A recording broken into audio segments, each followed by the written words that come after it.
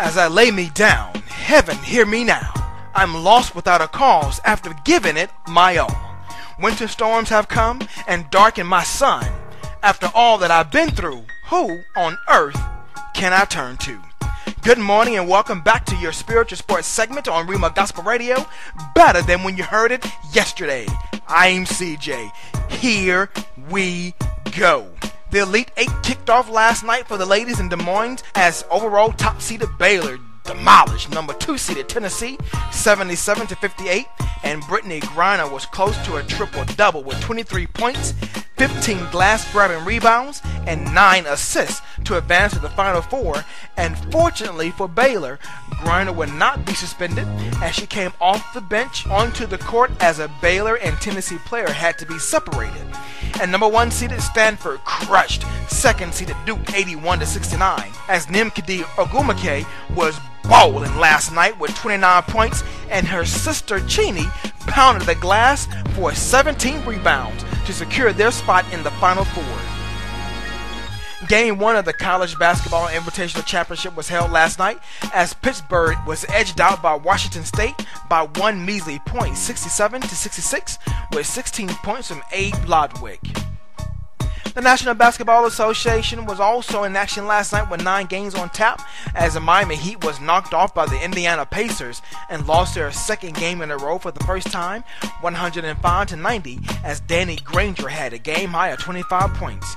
The Detroit Pistons needed all of Rodney Stuckey's game high of 24 points and the game-winning shot with 0.2 of a second to lift his team past the Washington Wizards 79-77. The Orlando Magic blasted the Toronto Raptors 117-100 as Ryan Anderson had a career-best 8 threes to finish with 28 points, while the Boston Celtics got past the Charlotte Bobcats 102-95 with Paul Pierce's double-double of 36 scorching points and 10 rebounds. And in the first nationally televised game on NBA TV, the Denver Nuggets walloped and ended the Chicago Bulls' 4-game win streak 108-91 with Ty Lawson's 27 points for round 1 scores in the NBA.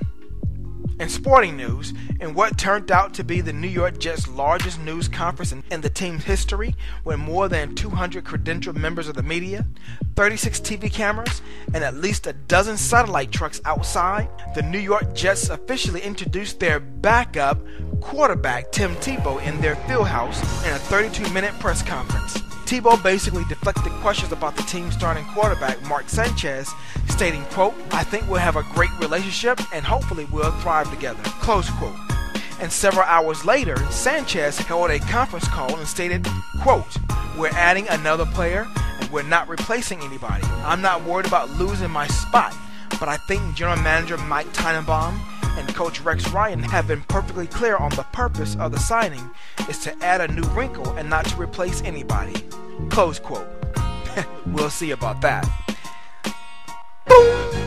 Time to turn the page. Highly intense Kansas State basketball coach Frank Martin had indeed did just that as he left Kansas State after 5 years and agreed to become the next man at the helm at South Carolina for a little more than $2 million per year.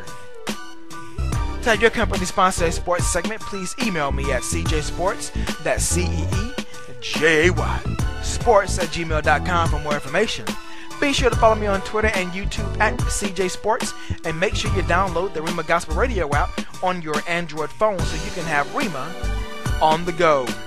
Stay tuned for more updates in your next spiritual sports segment where we sprinkle a little spirituality in your sports. I'm CJ. Be blessed and keep smiling because you look better when you do. And in closing, until justice is served, I am Trayvon Martin.